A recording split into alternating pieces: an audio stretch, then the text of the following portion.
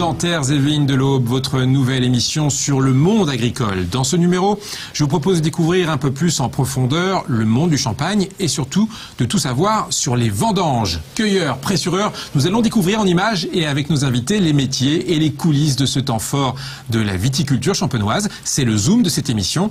Et puis, bien évidemment, ensuite, lors de nos chroniques, nous vous proposerons un regard pédagogique ou décalé sur l'agriculture auboise. Bref, de belles surprises en perspective. Place au sommaire. Aujourd'hui, Terres et Vignes de l'Aube vous amène dans les vignes. Coupe, pressurage, cuisine, la mobilisation est totale lors des vendanges. Nous serons en immersion au plus près des viticulteurs. Là, on a à peu près encore 1 à 2 journées pour tout terminer. Les vendanges se passent dans la bonne joie et la bonne humeur. Voilà, portez-vous un peu. Moi j'adore les vendanges, je louperais ça pour rien au monde et tous les ans je prends des vacances pour participer. En quelques minutes également, nous ferons le tour des faits marquants ou surprenants de l'actualité agricole auboise, sans oublier les chroniques qui permettent de répondre à de multiples questions. Comment ça marche un semoir? Et Contre-champ nous fait découvrir le Champagne Day. Le partage d'une flûte de champagne entre nous, mais également sur les réseaux sociaux, qui donne un aspect mondial à la chose. Donc c'est vraiment génial. Deux témoins pour parler de ces vendanges, deux viticulteurs sur ce plateau. Tout d'abord, Étienne Bertrand, vous êtes viticulteur à Bagneux-la-Fosse, dans la vallée de la Sarthe. Quelle est l'importance de la viticulture dans l'économie auboise? On va démarrer par ça. D'accord. Alors, l'aube viticole représente 8000 hectares de vignes. C'est pas mal. AOC, sur une superficie totale pour la région de 30 000 hectares. Voilà, donc on peut imaginer que ça génère directement la fabrication de 80 millions de bouteilles. Oui, c'est un chiffre assez impressionnant quand on imagine comme ça. Parce que là on parle de surface, niveau économique, combien, quelques chiffres peut-être? Le chiffre d'affaires de la Champagne, c'est 4,4 milliards d'euros. Il n'y a pas vraiment de statistiques départementales, mais on peut imaginer que c'est entre un quart et un tiers de ce chiffre. Bon, ça veut dire que les vendanges, ce n'est pas une mince affaire. Oui, c'est en fait la principale ressource économique auboise, sans doute au point de vue agricole. Au niveau agricole, c'est 50% du chiffre d'affaires. Très bien. À vos côtés, un autre viticulteur, Julien Dautel. Vous êtes viticulteur, bonsoir, à Loches-sur-Ourse. On a déjà vu des images à l'instant. Les vendanges, pour vous, c'est terminé. Mais est-ce une période d'euphorie, de joie, ou bien une période de stress? Alors, on a un petit peu tous ces moments-là en même temps, ce côté magique, parce qu'on va revoir un petit peu le personnel qu'on a vu, le noyau des vendangeurs qu'on a vu, qu'on a passé des moments l'année dernière ou les années passées. C'est un stress énorme parce que c'est la récolte de l'année. On a besoin d'être au top tous les jours. On a besoin de surveiller le personnel, de gérer les vendanges en fonction des conditions climatiques et en fonction de l'avancement des équipes. Vous perdez ou vous prenez des kilos pendant ce temps-là? Moi, j'en prends. Combien? Moi, j'en prends. Moi, je prends à peu près 10 kilos à chaque vendange. Hein, donc, ah oui, quand même. Voilà. Donc, c'est la façon de compenser mon stress. Voilà. Christian, vous avez passé une journée avec votre caméra au cœur des vendanges. Oui, c'était un réel plaisir d'ailleurs. Et c'est la maison Veuve Dousseau à Noël-et-Malais qui a ouvert ses portes, tout simplement.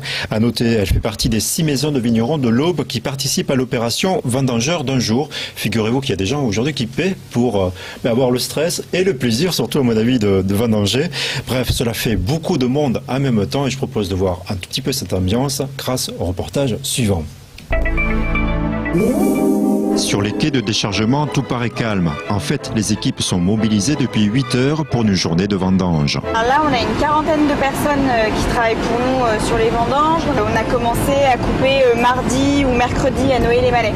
Voilà, donc on a dispatché un petit peu les équipes sur les différentes parcelles qu'on a, ce qui permet de faire un roulement, parce que toutes n'étaient pas mûres au même moment. Soit ça va rester un temps humide et froid, et pareil, ça va augmenter la pourriture. Donc là, on a à peu près encore 1 à 2 journées pour tout terminer.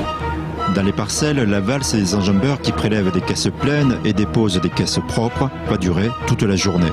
Le matin, on prépare, on essaie de mettre à position des caisses. Toutes les équipes, il y a des caisses pour toute la journée, ou une bonne partie de la journée. Et à fur et à mesure qu'ils remplissent les rangs de caisse, on les ramasse à fur et à mesure. Et chacun son tour. Comme ça, il n'y a pas de jaloux. Il fait plus chaud avec le pot d'échappement. C'est pour ça. You speak English? No? No, no. You speak English? No? Ces vendangeurs sont polonais. Depuis 4 ans, ils sont systématiquement embauchés. Ils travaillent vite, bien et avec le sourire. Qui gagnent argent, et gros plaisir pour les voir en France. Eux ont payé 40 € pour faire les vendanges. Ils participent à l'opération Vendangeur d'un jour. C'est la première fois pour vous? Oui, totalement, ouais. C'était une surprise, je vais la prendre. Moi, je vais là tout de suite, je vais le découvrir.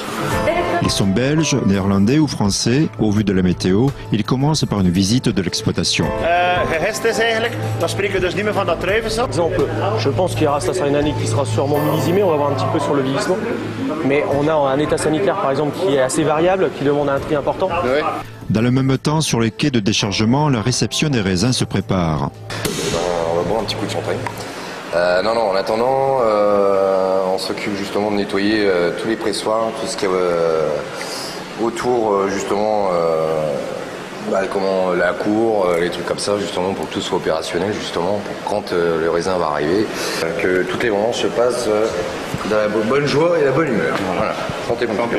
Un travail assez difficile comme ça, on a besoin d'avoir des gens qui sont solidaires et qui gardent une bonne humeur. C'est vrai que si on est quelque chose d'assez morose, en général, ça dure pas. En cuisine, la centaine de pommes de terre a été épluchée et cuite pour le repas. Bœuf bourguignon, purée, pareil, faite maison également. Après le repas, bien arrosé et une météo enfin clémente, les vendangeurs d'un jour se lancent. Seau, vendangette, les gants, un peu de sopalin. Et on enlève les feuilles pour éclaircir et pas se couper les doigts. Ça réchauffe en tout cas. Ça va. En 5 mètres, on a fait 500 grammes. Dans le même temps, les caisses du matin arrivent pour la presser. Peser les caisses de raisin que les vendangeurs ont coupées dans la matinée pour la paye ensuite. Puis nous aussi pour les pressoirs, faire les mares de 4000 kg. Soit 80 caisses à décharger, un travail physique compensé par le plaisir de l'esprit des vendanges, sérieux, bonne humeur et solidarité. Moi j'adore les vendanges, je louperais ça pour rien au monde et tous les ans je prends des vacances pour participer. Très belle ambiance en tout cas. Julien Dautel, vous y retrouvez dans ce reportage? Tout à fait, ouais. On vit vraiment ce moment pleinement, parce que surtout quand on a un centre de pressurage, donc beaucoup de raisins arrivent, c'est basculer dans les pressoirs dans la foulée. En général, c'est assez physique, parce que là on était sur un petit pressoir de 4000 kg, nous on possède des 8000 kg, donc on multiplie les caisses par 2. C'est du travail intense et impulsif. C'est du sport. Étienne Bertrand, on peut résumer ces vendanges comment? Des vendanges au pas de course, ces vendanges 2013? Des vendanges au pas de course, mais une caractéristique de cette année 2013, ça sera les vendanges au mois d'octobre. Je crois que c'est pas très courant. Non, généralement, on a l'habitude de les voir fin août, début septembre. Voilà, c'est ça. Et donc, on est sur une période de maturation avec des journées d'ensoleillement plus courtes. Et au final, aussi une grosse pluviométrie au mois de septembre qui nous a fait craindre le pire. Finalement, bon, à force de tri, on a réussi à quand même rentrer des raisins de qualité. Et Julien Dautel, justement on sent bien le stress, etc. Mais finalement, quel est l'esprit des vendanges? C'est à la fois du sérieux, tout de même, parce que c'est un moment important, et aussi des moments de joie. Comment vous le vivez? C'est un moment sérieux parce que, comme j'ai évoqué tout à l'heure, c'est la récolte de l'année, donc on est toujours beaucoup de stress avec, comme je disais, les conditions climatiques où là où le botrytis s'est installé, il fallait qu'on fasse vraiment attention à aller couper les parcelles les plus mûres de manière à avoir les bons équilibres au niveau de la sortie des jus de pressoir. Le botrytis, c'est la pourriture. La pourriture, voilà, pour rester clair. Et ensuite, il y a toujours le même côté joie où on arrive à table, la journée est finie, tout le monde se vide un petit peu, et puis on boit un petit verre de champagne le soir pour se réchauffer, et puis et voilà, avec modération, parce que le lendemain il faut retravailler quand même. Donc. Étienne et Bertrand, un point de détail par rapport au reportage qu'on vient de voir. On a vu quelques parcelles de vignes, certaines semblent enherbées, c'est-à-dire qu'il y a de l'herbe entre les pieds de vigne tout simplement. À quoi ça sert tout simplement? Il y a plusieurs objectifs dans l'enherbement. Le premier, c'est certainement de limiter l'apport de désherbants chimiques. Mais il y a également l'atout qui est de limiter l'érosion. Et puis après, il y a plusieurs... c'est joli. Et voilà, c'est pas inutile, c'est joli. Et puis ça permet également de lutter contre le botrytis dans certains cas. Ça crée une petite concurrence à la vigne qui peut être bénéfique également à la qualité du raisin. Alors vous le savez, cette émission se veut pédagogique et parfois Christian décide de nous faire rentrer dans les coulisses du métier d'agriculteur. C'est la rubrique « Comment ça marche ?» Christian, les viticulteurs ne sont pas les seuls à avoir énormément travaillé dans ce mois de septembre. Oui, Fabrice, les agriculteurs doivent eux aussi travailler entre deux averses, comme on a pu le voir tout à l'heure. En ce moment, beaucoup d'entre eux sèment, et c'est justement le thème de cette rubrique « Comment ça marche ?». Je vous propose de mieux connaître le fonctionnement d'une drôle de machine qui s'appelle le semoir. Alors, on va le découvrir un tout petit peu plus tard. On a compris que dans cette rubrique, on va essayer d'expliquer de A à Z un appareil. Moi, les semis, j'en ai toujours entendu parler, et je ne sais pas ce que c'est. Et bien justement, vous allez voir vraiment dans ce reportage à quoi ça sert un semoir.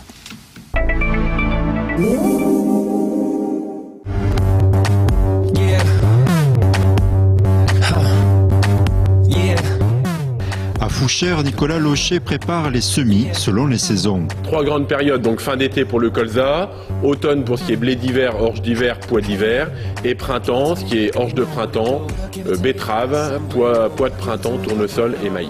Les semences, donc on a soit des big bags, qu'on appelle nous les big bags, donc ici des Maxem qui sont à 12 millions de graines, et puis des petites doses, des sacs, avec 500 000 grains par sac.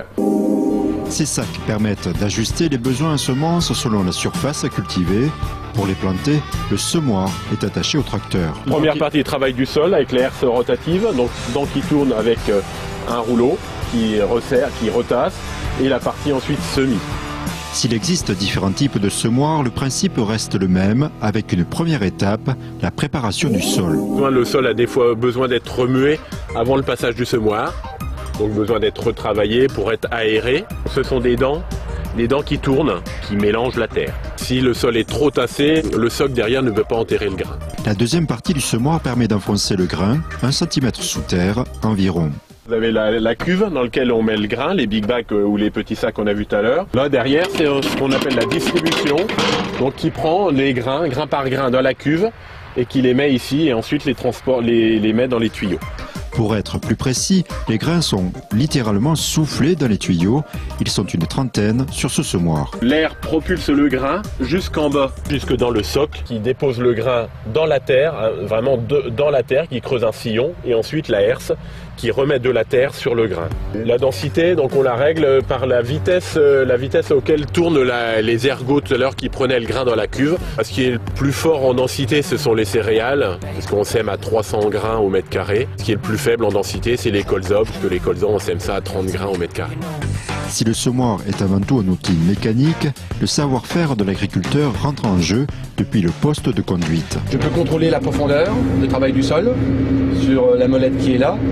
Et puis après, j'ai un variateur de débit de la semence, c'est-à-dire selon les zones de terre, je peux semer plus ou moins fort. C'est-à-dire, vous voyez, là, on va travailler dans les cailloux, donc je sème un peu plus fort, alors que lorsque j'étais plus proche de la route nationale, là, j'étais de la terre plus profonde, donc je semais beaucoup moins fort.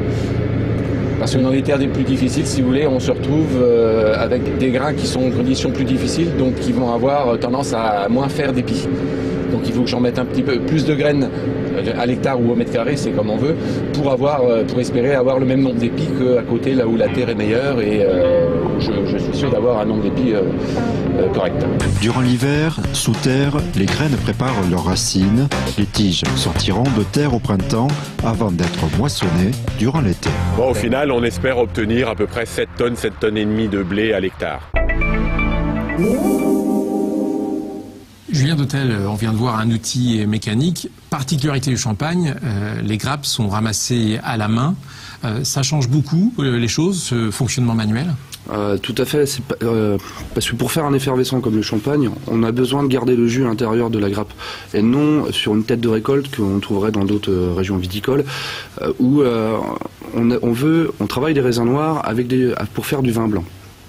Donc plus on les garde entiers, on les ramène, on les achemine au pressoir directement, on les presse, ça permet d'avoir une non-décoloration du vin.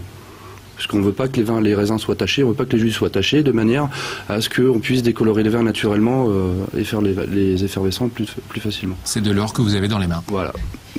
Étienne Bertrand, on passe peut-être à autre chose, mais vous êtes, en plus d'être viticulteur, vous êtes aussi stagiaire sève. Alors, drôle de nom que je résume par tout simplement le fait que vous suivez une formation management, gestion des équipes, de projets, etc.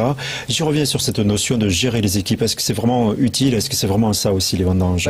Enfin, il faut savoir que l'entreprise vendange, c'est une entreprise éphémère, ça dure 10 jours. On reçoit une trentaine, enfin pour mon compte, on reçoit une trentaine de personnes sur l'exploitation. Certains ont des postes à responsabilité, à la cantine, au pressoir, à la cuverie, sur l'enjambeur, et comment tous s'approprient rapidement l'objectif qui est de rentrer la récolte. Voilà. Christian, il s'est passé beaucoup de choses dans le monde agricole dans l'Aube, et c'est ce qu'on va découvrir dans le retour sur l'actu. On commence cette revue d'actualité par des vendanges pas comme les autres. Oui, ça va intéresser nos viticulteurs de ce soir. À Neuville-sur-Seine, une association de la Nièvre a permis à des saisonniers de vendanger, mais des vendanges particulières puisque ce sont des vendanges humanitaires. Une partie de leur salaire servira à la mise en place d'un réfectoire au sein d'un orphelinat au Mali, et 20 saisonniers ont pu ainsi choisir le montant de l'aide qu'ils souhaitent reverser. Julien Dautel, ces vendanges humanitaires, ça vous donne des idées ? Oui, pourquoi pas, hein, parce que ça permet de faire découvrir déjà ce côté humain que les viticulteurs sont déjà dans l'Aube, hein, et la Champagne, hein, tout confondu également, et ça nous fait une belle promotion aussi sur notre produit. Autre fait marquant, Christian, la pomme était dans tous ses états dans l'Aube. Oui, de ci de là, vous avez sans doute remarqué des calicots pour la fête de la pomme. Alors notamment un exemple près de Bouilly, un producteur a ouvert ses portes au public, un verger de 100 hectares qui produit chaque année près de 120 tonnes de pommes. Alors l'agriculteur a pu expliquer aux visiteurs ses techniques de production. À noter, il propose 14 variétés de pommes. Alors pourquoi ? Bien tout simplement pour étaler la vente dans le temps. Ça faisait partie des explications. Alors comme c'est un fruit de saison, ce n'est pas le seul événement sur la pomme. Alors vous connaissez sûrement le cidre du Pays d'Hôte, oui, excellent. Forcément. Alors figurez-vous qu'à Aupuiseau a été organisé un match entre pressé à l'ancienne contre pressé électrique, avec un broyage à la meule de pierre. 2 kg de pommes sont nécessaires pour obtenir 1 litre de jus de fruits. 15 minutes avec l'électrique, merci Fabrice, contre une demi-journée avec la méthode traditionnelle. Oui, alors c'est pas le même temps quand même. Hein. Oui, alors là la victoire de la performance est sans appel. Cependant, l'arbitre reste le goût et le grand public a préféré les saveurs de la méthode classique. Et enfin, pour terminer là-dessus, pour information, il faut 2 à 3 mois de fermentation pour obtenir le cidre. Étienne Bertrand, dans le reportage tout à l'heure, on a vu 2 types de pressoirs sur les vendanges, un traditionnel et un autre rotatif électrique. Est-ce que ça génère les mêmes saveurs pour le champagne ? On dit dans le milieu que le pressoir traditionnel a une qualité de jus différente. Maintenant, à la dégustation, j'ai jamais entendu d'écho sur cette différence de goût. C'est du subjectif et du psychologique sûrement. C'est surtout beaucoup plus de travail. Des informations maintenant issues du monde professionnel avec notamment Soufflet qui n'en finit pas de se développer. Effectivement, en bref, à Nogent, le groupe Soufflet a grandi sa capacité de collecte avec la construction de nouveaux silos. 6 cellules seront prêtes pour la moisson de 2014, puis 20 d'ici 2016. D'après Soufflet, ces propositions de commercialisation séduisent les agriculteurs, d'où la nécessité d'agrandir les capacités de stockage. Alors, vu d'ici, le site de Nogent confirme qu'il s'agit d'un lieu stratégique pour l'expédition via le fer ou le fluvial. Autre information rapide, si comme moi vous êtes gourmand et vous aimez le sucre, oui, malheureusement. Sachez que la collecte et la transformation de la betterave, eh bien c'est en ce moment, de septembre jusqu'à décembre. À Arcis-sur-Aube, le site de Cristal Union transforme 25 000 tonnes de betteraves chaque jour. Et pour les agriculteurs, si cette plante paraît rustique, en fait elle est très particulière. Et je propose d'écouter l'un d'entre eux sur le travail particulier de la betterave sucrière. C'est une culture qui demande davantage de travail que les cultures du type classique, type céréales. Le temps de récolte déjà est plus élevé. On prend moins large que sur une moissonneuse-batteuse, on va moins vite. Le désherbage est plus compliqué à faire parce que c'est une plante qui va couvrir lentement le sol, donc davantage de mauvaises herbes peuvent lever tout au long de l'année. Donc il faut contrôler le plus souvent. les derniers arrachages se font le 15 novembre, les derniers enlèvements de betteraves vont jusqu'à fin décembre. Vaut mieux une betterave déjà de taille assez importante, et puis il faut qu'elle soit bien décolletée. Une betterave propre aussi, c'est important. Il faut éviter de la terre sur les betteraves parce que c'est des coûts de transport importants après pour l'usine. D'autres informations en bref, Christian? Oui, à noter sur la betterave, ce sera le sujet de la prochaine émission. Comment on obtient à partir de la betterave un morceau de sucre? Explication le mois prochain. D'autres informations aussi. En bref, 2 informations en parallèle du monde agricole. Tout d'abord, les chasseurs et les agriculteurs partagent les mêmes terrains d'intervention. Et à Doch, un nouveau centre de permis de chasse a été inauguré, implanté au sein du parc naturel régional de la Forêt d'Orient. Il est ouvert aussi aux scolaires pour des visites pédagogiques. Et enfin, Fabrice, dernière information, le jardin de Cocagne, qui propose des paniers bio réalisés par des personnes en insertion, participe à un concours national. Pour les soutenir, il suffit de cliquer sur j'aime sur un réseau social bien connu et 50 000 € sont à la clé. Il est toujours possible de voter. Si vous tapotez la porte ouverte 10, vous êtes tout attaché, vous trouverez le lien pour le faire et les soutenir. Voilà le jardin de Cocagne. Donc la porte ouverte 10 pour voter. Merci Christian. Nous consacrons chaque fin d'émission à une info décalée, curieuse, anecdotique sur le monde agricole. C'est le rôle de la rubrique Contre-champ et le champagne, vous allez le voir, est de nouveau à l'honneur. Vous qui nous regardez, vous connaissez sûrement la journée de la femme, la journée sans tabac, les journées du patrimoine. Eh bien, il en existe une nouvelle journée qui concerne la viticulture auboise. C'est le Champagne Day. La démarche est très originale. Toutes les explications dans ce reportage.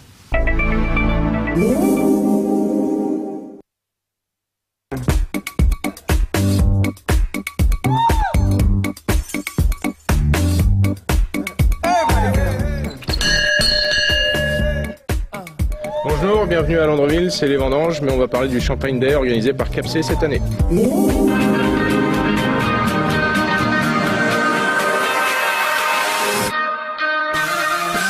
Alors le Champagne Day, c'est en fait un apéritif mondial au champagne. C'est le partage d'une flûte de champagne entre nous, mais également sur les réseaux sociaux, qui donne un aspect mondial à la chose.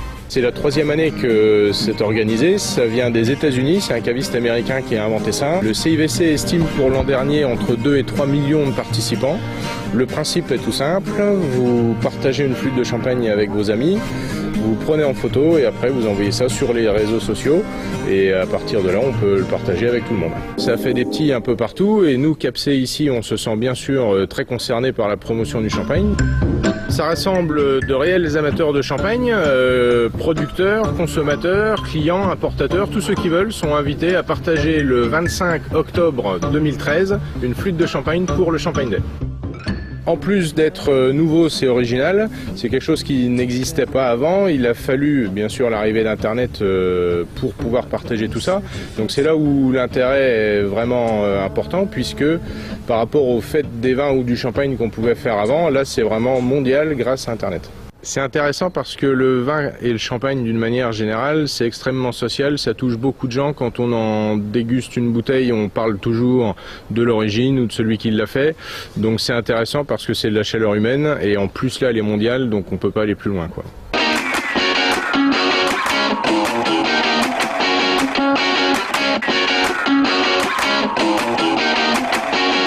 L'idée c'est de partager un moment de vie, un moment précis, notamment au niveau du 25 octobre, le jour mondial du champagne.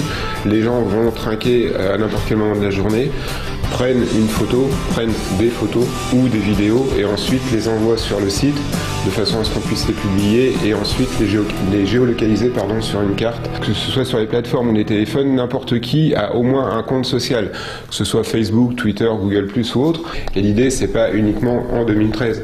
C'est instaurer le site de façon à ce que d'année en année, ça reste une base de données qui s'agrémente au niveau des photos, au niveau de tout ce qui est média. C'est justement parce que ça se fait pas encore que Capsé a voulu y aller rapidement. Je pense que les gens adhèrent naturellement parce que c'est vraiment sympa.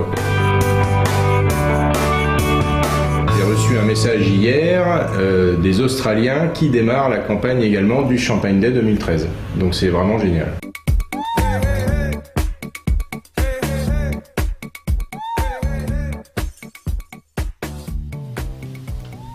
À consommer avec modération, bien sûr, le 25 octobre. Hein, c'est ça le Champagne Day. Ça sera un super beau moment. Étienne Bertrand, on a l'impression, finalement, avec le champagne, quand on voit ce reportage aussi, que c'est un produit de fête, des vendanges à la dégustation. Ça n'en finit jamais. Une célébration. Tout à fait. Ça vous laisse quoi ce que... Oui, complètement. Oui. Bon, vous le vivez comme ça? Je le vis tout à fait comme ça, oui. Bon. Effectivement, des vendanges avec le partage, une certaine catégorie de dégustateurs, on va dire, jusqu'aux fêtes de fin d'année, puis toute l'année. Voilà. C'est un beau métier quand même. Est-ce que vous nous promettez des 20 millésimés pour ces vendanges? Trop tôt pour dire? Peut-être trop tôt pour dire, oui. Mais il y a un petit espoir? Ah oui, oui, carrément. Oui, oui. Bon, bah écoutez, on... Millésimés, on peut rappeler de quoi il s'agit? C'est le champagne d'une année, quoi, en fait. Hein. Voilà. Avec les raisins d'une année. Les raisins d'une année, ouais, les raisins d'une vendange. C'est quand même assez rare. Oui. Voilà. Eh bien, merci beaucoup de nous avoir fait partager ce moment des vendanges. C'était vraiment extraordinaire, notamment avec vos reportages également, Christian. Le mot partage convient bien. On était vraiment dans l'ambiance. On se donne rendez-vous le mois prochain pour de nouvelles aventures sur le monde agricole. De la betterave au sucre, c'est la thématique du prochain numéro de Terres et Vignes de l'Aube. Au revoir.